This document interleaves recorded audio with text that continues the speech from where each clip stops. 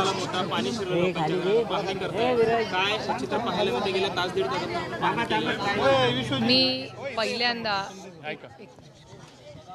मी पहिल्यांदा अतिशय विनम्रपणे सगळ्या मीडियाचे मनपूर्वक आभार मानते, कारण मीडियानी जे काम काल परवापासून केलंय त्याबद्दल खरंच कौतुक करण्यासारखं आहे. मी तुमच्या सगळ्यांचे मनापासून आभार मानते, कारण आता लोकांचा समज काय झालाय बघा. त्यांची अपेक्षा आहे की प्रत्येक चॅनलनी त्यांचा भाग दाखवावा, म्हणजे प्रशासनाला जागेल. म्हणजे हे पूर्णपणे प्रशासनाचं अपयश आहे की लोकांची समज असं झालंय आता की चॅनलनी दाखवल्याशिवाय मदत या राज्यात मिळत नाही. त्यामुळे दुर्दैव आहे की Pune municipal corporation and irrigation खात्या, मी श्री मोहोळांचंही स्टेटमेंट पाहिलं कालही. श्री मोहोळ आणि माझी सविस्तर चर्चा झाली, कारण का ही वेळ राजकारण करायची नाही. आपले लोक अडचणीत आहेत, लोकांबरोबर पूर्ण ताकदीने त्यांच्या मदतीसाठी उभं राहिलं आहे. राजकारणासाठी खूप वेळ आहे. त्याच्यामुळे कालच जेव्हा ही बातमी आली तेव्हा मुरली मोहोळांची आणि माझी पार्लमेंटमध्येही सविस्तर या विषयाची चर्चा झाली आणि त्यांनीही जे स्टेटमेंट केलं ते मी पाहिलं की पुणे म्युनिसिपल कॉर्पोरेशन आणि इरिगेशन खात्याचा विस्कळीत कारभार हा असल्यामुळे हा एवढा मोठा संकट आज या स्थानिक लोकांवर आलेला आहे. काल अनेक गोष्टी ते करू शकले असते. तुम्ही बघताय आयुष्य उद्ध्वस्त झाले, महिला रडतायत, मुलांच्या परीक्षा असतील, मुलांचे डॉक्युमेंट्स असतील. आत्ताच एक महिला मला सांगत होती ती आत्ता नवीन फर्निचर केलं, लोन काढून फर्निचर केलं, तिचा पूर्ण संसार उद्ध्वस्त झालाय. कोण याला जबाबदार? अर्थातच हे असलेलं महाराष्ट्राचं सरकार. आणि माझी महाराष्ट्र सरकारला विनंती आहे की थोडे वेळ राजकारण, घरं फोडा, पक्ष फोडा, थोडं बाजूला ठेवा, माणुसकी दाखवावे. अतिशय असंवेदनशील हे सरकार आहे आणि माझी मागणी आहे की या संपूर्ण भागासाठी एक वेगळं पॅकेज, या लोकांसाठी सफाई टाक्या तातडीने टाक्या साफ झाल्या पाहिजेत. इथे फवारणी दिवसातून 2 ते 3 वेळा झालीच पाहिजे. पाणी स्वच्छ, वीज हे पहिल्या टप्प्यात अर्जंटली झालं पाहिजे. त्यानंतर आर्थिक मदत प्रत्येकाला झालीच पाहिजे. धान्य, 1 महिन्याचा धान्याचा पुरवठा हा तातडीने या लोकांना झाला पाहिजे. मी तमाम महाराष्ट्रातल्या आणि पुणेकरांना विनम्रपणे विनंती करते की आपण सगळे मिळून या भागातल्या लोकांना कपडे असतील, ब्लँकेट असतील, अन्न असतील, काहीतरी यंत्रणा आपण लावूया. माझी कलेक्टर आणि PMC कमिशनरला विनंती आहे की तुम्ही एक कलेक्शन ड्राईव्ह करा, अपील करा लोकांना. मी अपील करते, आम्ही तर सुरू केलेलंच आहे. आमची जिथे जिथे ऑफिसेस आहेत तिथे अन्न, धान्य, कपडे तुम्ही जर दिले तर ते आम्ही जबाबदारीने कुणाला दिले हेही अकाउंटिंग आम्ही ठेवू. म्हणजे तुम्ही दिलेलं जे काही मदतीचा हात असेल तो शेवटच्या माणसापर्यंत पोचवायची जबाबदारी आमची असेल. त्याचबरोबर सरकार हे पूर्णपणे अपयशी ठरलेलं आहे. हे तुम्ही बघताय की पद्धतीने काम चाललेलं आहे. म्हणजे युद्ध पातळीवर इथे काम चालायला पाहिजे, त्या वेगाने अजून काम चाललेलं नाही. मी आत्ताच कलेक्टरांशी बोलले, त्यांनी मला शब्द दिला आहे की ते आणखीन यंत्रणा लावणार आहेत. डॉक्युमेंट्सच्या प्रश्नासाठीही त्यांनी सहकार्याची भूमिका घेतलेली आहे. पुढच्या 8 दिवसामध्ये एक वेगळा कॅम्प या वॉर्डमध्ये लावला जाईल, म्हणजे सगळ्यांना जी डॉक्युमेंट्सची अडचण झाली आहे, मुलांना ॲडमिशनला जी अडचण होते ती होणार नाही. अन्नधान्यासाठी आम्ही सगळेच एकत्रपणे काम करतोय. रात्रीही काल जेवण, पाणी हे सगळ्यांना पोचवण्यासाठी आमचे सगळे सहकारी काम करतायत. त्यामुळे ह्या टप्प्याटप्प्यांनी 3 फेजमध्ये हे व्हावं आणि महत्त्वाची फेज की हे परत होता कामा नये ह्याच्यासाठीही जातीने लक्ष घातलं पाहिजे. आरोप हा आहे की पूर्वसूचना न देता हे सगळं पाणी सोडलं गेलं असं या सगळ्या रहिवाशांचं म्हणणं आहे. याबाबत काय माहिती घेतली का? खरंच पूर्वसूचना? हो, अर्थातच माहिती काय त्याच्यात. मी काल पार्लमेंटमध्येही बोलले की जर, आणि माननीय मंत्री महोदयांनीही ती माहिती आपल्या तुमच्या सगळ्यांच्या चॅनलवर दिली की हा विस्कळीतपणा पुणे म्युनिसिपल कॉर्पोरेशन आणि इरिगेशन खात्याच्या हलगर्जीपणामुळे एवढं मोठं नुकसान झालेलं आहे आणि इतक्या लोकांची आयुष्य आणि संसार उद्ध्वस्त झाले. त्याला जबाबदार यांचा कारभार आहे. पण चंद्रकांत दादा पाटील असं म्हणतात की पाटबंधारे विभागाची चूक नाहीये, त्यांनी मध्यरात्रीच व्हॉट्सअपवर मेसेज केला. कुणाच्या व्हॉट्सअपवर? कुठल्या व्हॉट्सअपवर? कुणाच्या व्हॉट्सअपवर? आणि माझं मत आहे की प्रशासन जर व्हॉट्सअपवरच चाललं असेल तर पुढच्या इलेक्शनमध्ये आम्ही पण दाखवू व्हॉट्सअपवर कसं आयुष्य चालतं.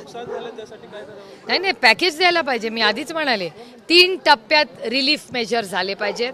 आत्ता तातडीने पाणी, टाक्या साफ करणे, औषध मारणे, अन्न धान्य कपडे निवारा हे पोचवणे हा पहिला मुद्दा. पहिल्या 3-4 दिवसात हे पूर्णपणे लाईनवर आणलं पाहिजे हे सगळ्या गोष्टी.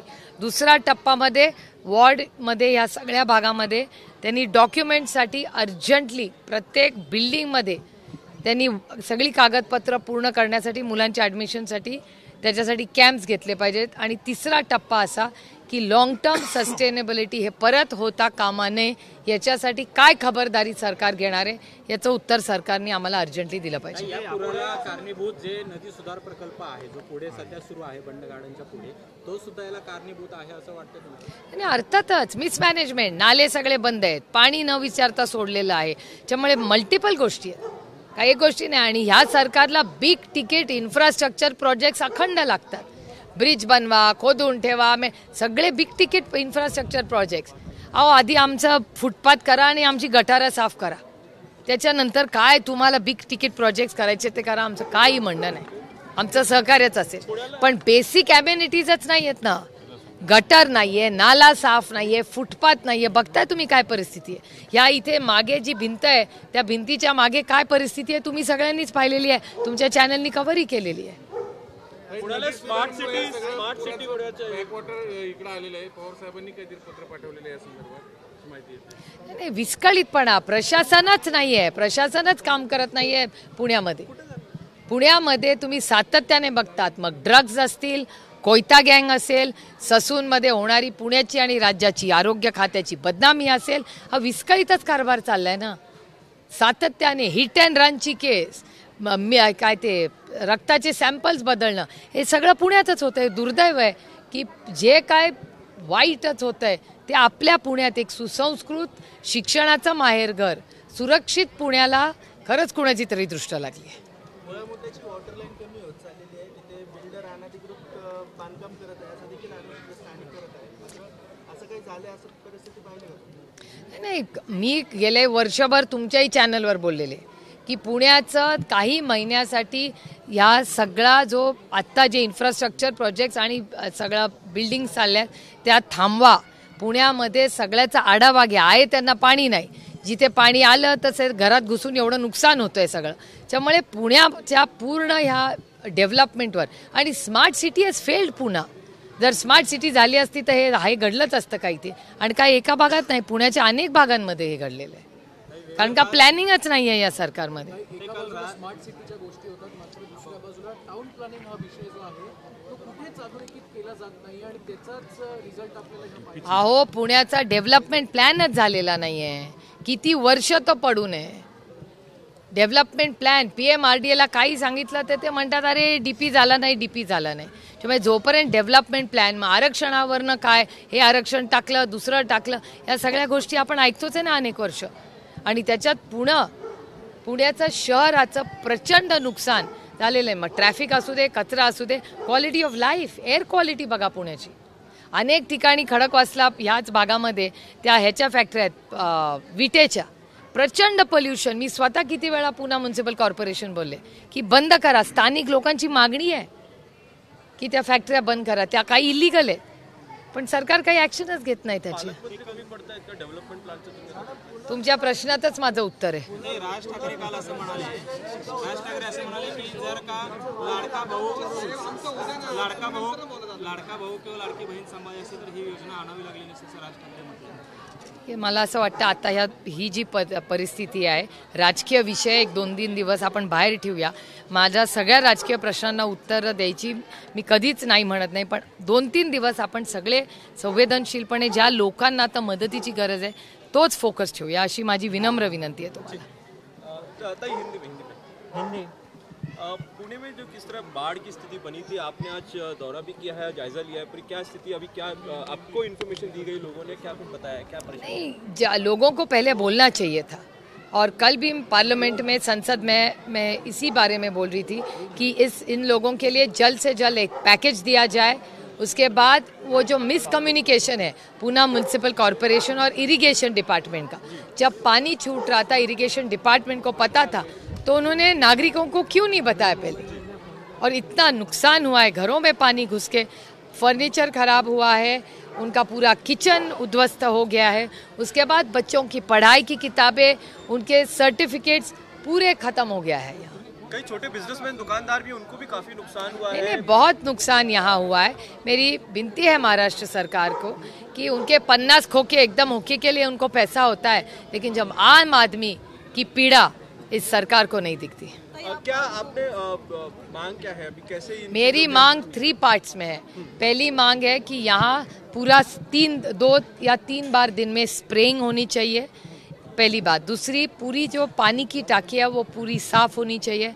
खाना और पानी इन सबको सरकार ने देना चाहिए।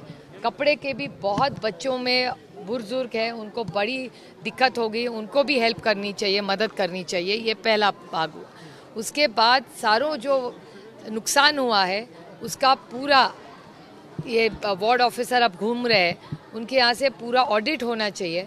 उसके बाद सबकी मांग ऐसी है कि जो डॉक्यूमेंट्स गुम गए, पानी में बह गए, उसके लिए वार्ड में एक अलग सा कैंप लेना चाहिए। ये 2 फेज़ में होगा। और तीसरा फेज़ में कि ये वापस ऐसा ना हो और इतना बड़ा नुकसान हुआ है वो कैसे हम रोक सके, इसके लिए पूरे ताकत से काम कर रहे हैं। फाइनेंशियल एड की तो मांग हम कर ही रहे, लोगों को फाइनेंशियल एड मिलनी ही चाहिए। मैम, इसके अलावा बात होती थी कि पुणे को और डायरेक्ट बेनिफिट ट्रांसफर, हाँ, डीबीटी से ही होनी चाहिए, नहीं तो उसमें भी पता नहीं क्या होगा। आपने देखा है कि वो कृषि मंत्रालय का आरोप मैं नहीं कर रही हूँ, आरएसएस ने किया है कि डीबीटी में गड़बड़ है। ये मैंने नहीं किया है, आरएसएस ने कहा है। स्मार्ट सिटी की बात होती थी, पुणे को स्मार्ट सिटी करेंगे, बट बेसिक एमिनिटीज के लिए स्ट्रगल करना पड़ रहा है। पिछले कई दिनों में ट्रैफिक हो, रोड की स्थिति नहीं, बस smart city has completely failed. कौन सी इस देश में सिटी स्मार्ट हुई है बताइए आप? इतना पैसा खर्चा हुआ है। कल ही संसद में सारे हम सांसद चर्चा कर रहे थे जल जीवन मिशन के बारे में। हर घर नल और जल की इतनी बड़ी पैमाने में पैसा दिया गया। बहुत सारी ऐसी जगह है जहाँ सोर्स में पानी नहीं है, लेकिन काम इंफ्रास्ट्रक्चर का चले जा रहा है। और वैसा ही पूना में हुआ है। बिग टिकट प्रोजेक्ट्स, 18,000 करोड़ रुपए की मेट्रो हो रही है, लेकिन गटर साफ करने के लिए पानी नहीं है। नहीं तो किया है कॉन्ट्रैक्ट, उसका आगे क्या हुआ, इसको सरकार को जवाब देना पड़ेगा। मैम, आप महाराष्ट्र को रिप्रेजेंट करती है।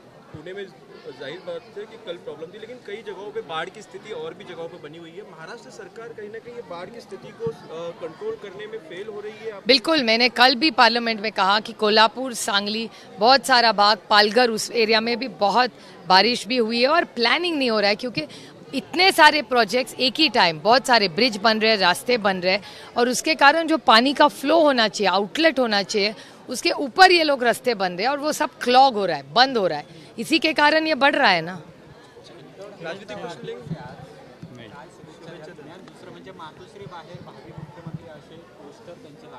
अर्थातच प्रत्येक नेत्यांनी मुख्यमंत्री व्हावा असं त्यांच्या कार्यकर्त्यांची, नेत्यांची इच्छा असते, त्याच्यात गैर काय।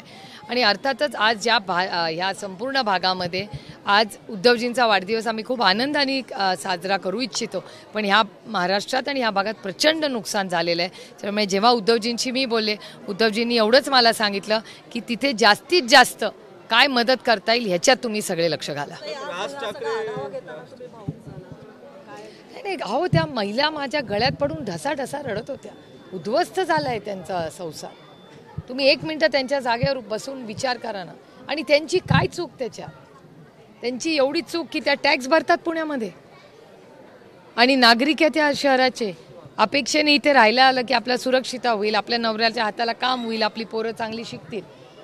म्हणजे जो सर्वसामान्य माणूस जो टॅक्स भरतो, जो इमानदार आहे, त्याच्यावर अन्याय केला ना या सरकारने, या ट्रिपल इंजनच्या खोके सरकारने। राज ठाकरे ने एक बार फिर अपना स्टैंड बदल लिया है, अब अकेले एकला चलो रहे हैं। मेरे ख्याल से आज 2-3 दिन के बाद इसमें बात करेंगे, क्योंकि अभी बहुत लोग दिक्कत में है। राजनीति तो चलती रहेगी, अभी तो लोगों को मदद करने की ज़रूरत है। I hope you.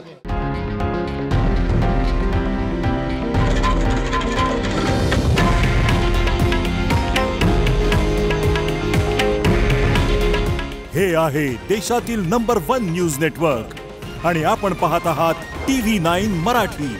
काळजी तुमची, हित महाराष्ट्राचं।